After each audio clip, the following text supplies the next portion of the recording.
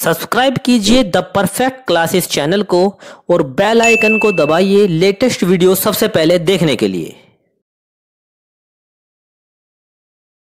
Hello student, आज मैं आपके साथ में शिक्षा निदेशालय द्वारा दी जाने वाली जो है वर्कशीट डिस्कस करने जा रहा हूं। और ये जो वर्कशीट है वर्कशीट नंबर 10 है और ये सामाजिक विज्ञान की जो पाठ्य पुस्तक है राजनीतिक विज्ञान भाग 2 की वर्कशीट है और ये कक्षा 10वीं के विद्यार्थियों के लिए है। यहाँ पर विद्यार्थियों का नाम आएगा और यहाँ पर कक्षा अध्यापक का नाम आएगा और ये वर्कशीट 28/7/2020 की वर्कशीट है। आज की जो हमारी वर्कशीट है उसका जो टॉपिक है वो है संघवाद। तो सबसे पहले हम जानते हैं कि संघवाद जो है किसे कहते हैं। तो संघवाद एक ऐसी शासन व्यवस्था को कहते हैं जिसमें 2 या 2 से अधिक स्तर की सरकारें होती हैं। तो जिस व्यवस्था में 2 या 2 से अधिक स्तर की सरकारें होती हैं उसको संघवाद कहते हैं। और भारत में भी संघीय व्यवस्था है क्योंकि भारत में जो है 2 से अधिक स्तर की सरकारें हैं। केंद्र सरकार है, राज्य सरकार है और स्थानीय सरकार है। और भारत में जो संघीय व्यवस्था है वो कहाँ से ली गई है, ये कई बार पेपर में जो है आ जाता है। भारत में जो संघीय व्यवस्था है वो कनाडा से ली गई है। ठीक है, अब जो हम वर्कशीट में जो है ये इसमें आपको एक पैराग्राफ दिया हुआ है, इसको पढ़ते हैं। सत्ता के बंटवारे का ही एक रूप है संघीय व्यवस्था। इसमें सरकार की शक्तियों का ऊर्ध्वाधर यानी ऊपर नीचे तरीके से 2 या 2 से अधिक स्तर पर विभाजित कर दिया जाता है। इसमें मुख्यतः केंद्रीय और प्रादेशिक सरकारों के बीच शक्तियों व कार्यों का बंटवारा किया जाता है। इस व्यवस्था की कुछ प्रमुख विशेषताएं निम्नलिखित हैं। यानी संघीय व्यवस्था के अंदर क्या होता है, शक्तियों का बंटवारा कर दिया जाता है कि केंद्र और राज्य के बीच में जो है शक्ति का बंटवारा कर दिया जाता है। अब नीचे जो है इसमें संघीय व्यवस्था की जो है कुछ विशेषताएं बताई गई हैं। अब हम संघीय व्यवस्था की जो है विशेषताएं जो हैं उनको देख लेते हैं। संघीय सरकार की विशेषताएं कौन कौन सी विशेषताएं हैं, उन विशेषताओं को जो है हम जो है पढ़ते हैं। सबसे पहली जो विशेषता है संघीय व्यवस्था की या संघीय सरकार की, तो नंबर 1 हम यहाँ पर नंबर 1 डाल लेंगे। नंबर 1 विशेषता है कि 2 या 2 से अधिक स्तर वाली सरकार, कि संघीय व्यवस्था में 2 या 2 से अधिक स्तर वाली सरकार होती है।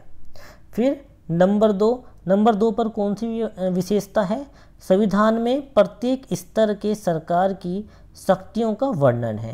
यानी जो भारत का जो संविधान है उसमें प्रत्येक स्तर की जो सरकार है उसका वर्णन है। यानी कि हर स्तर की, जैसे कि राज्य स्तर की सरकार और केंद्र स्तर की सरकार, इनका जो है संविधान के अंदर जो है स्पष्ट रूप से इनकी शक्तियों का वर्णन किया गया है। और भारतीय संविधान की जो अनुसूची है, जो 7वीं अनुसूची है, उसमें शक्तियों का बंटवारा किया गया है। उसके बाद जो है पॉइंट नंबर 3, इसमें क्या लिखा हुआ है इसको जो है हम थोड़ा पढ़ लेते हैं कि एक ही नागरिक समूह पर शासन करते हुए भिन्न भिन्न अधिकार क्षेत्र।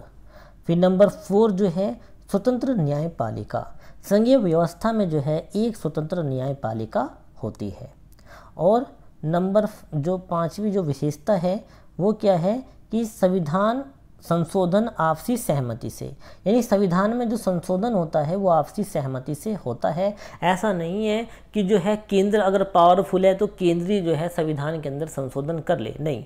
संविधान में संशोधन करने के लिए जो है केंद्र को जो है राज्य सरकार से भी अनुमति लेनी पड़ती है। तो संविधान में जो संशोधन होता है वो सभी की सहमति से होता है।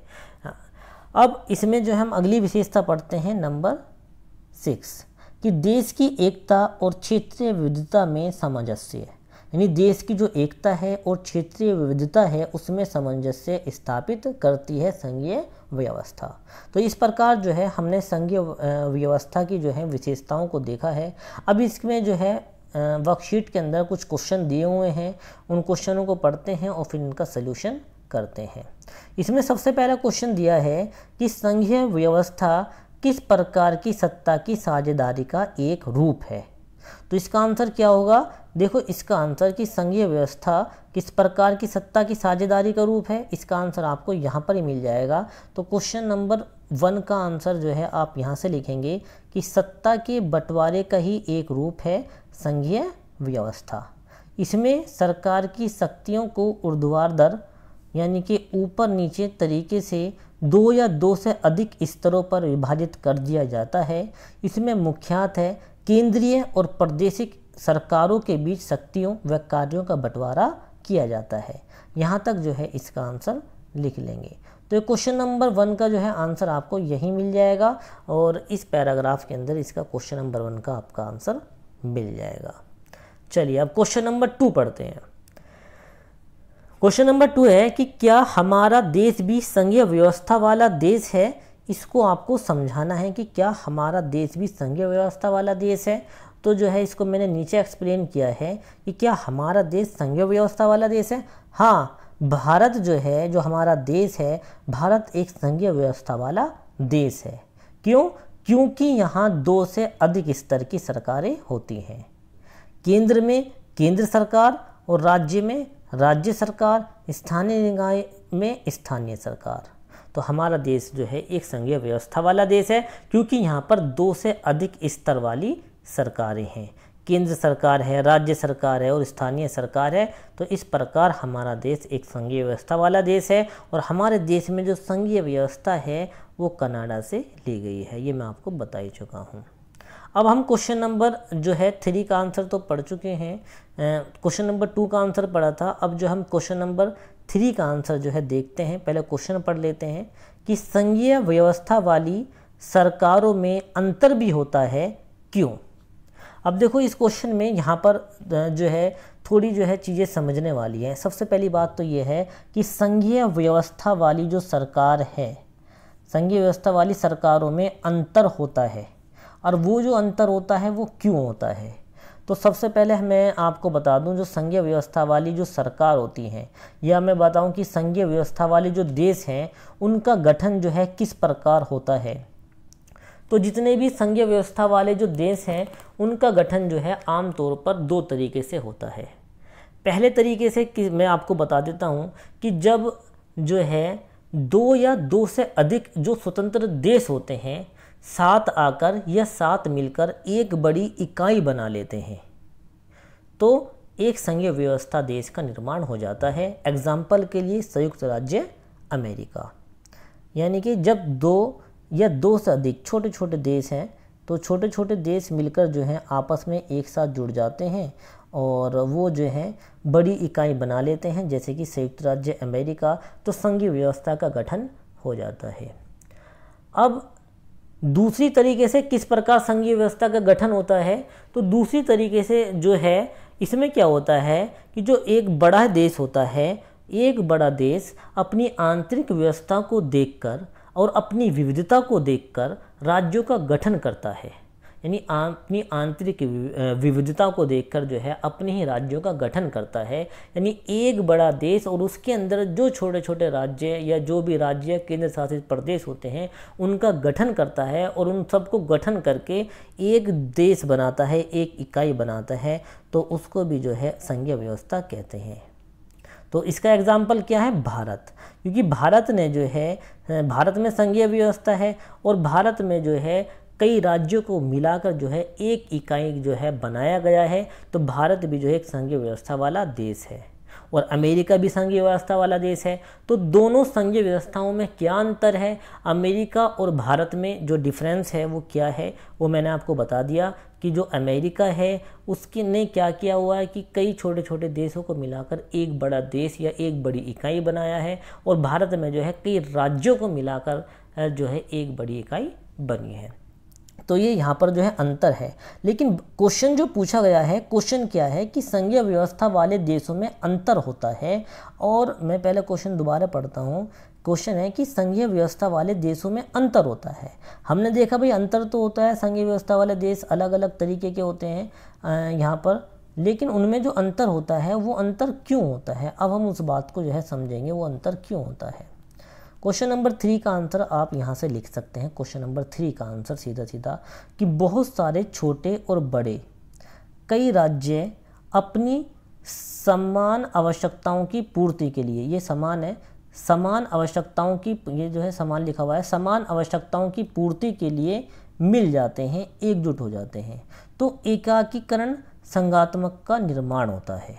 यानी जब अपनी समान आवश्यकताओं की पूर्ति के लिए, जैसे कि उनकी आवश्यकताएं समान होती हैं, उसको पूर्ति करने के लिए वो जो है मिल जाते हैं, तो एकाकीकरण संघात्मक व्यवस्था का निर्माण होता है। और संयुक्त राज्य अमेरिका जो है एकाकीकरण संघात्मक व्यवस्था का एक अच्छा उदाहरण है।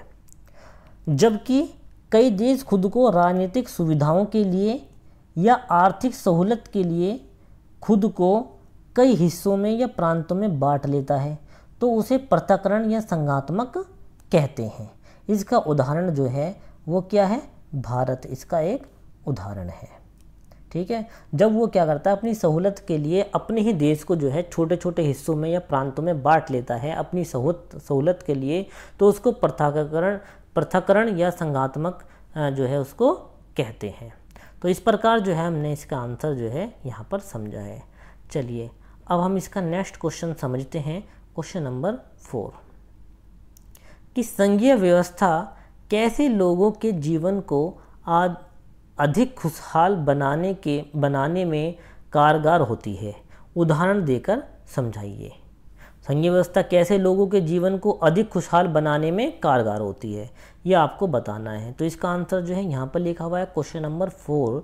ये रहा क्वेश्चन नंबर 4 का उत्तर कि संघीय व्यवस्था में 2 या 2 से अधिक स्तर की सरकारें होती हैं।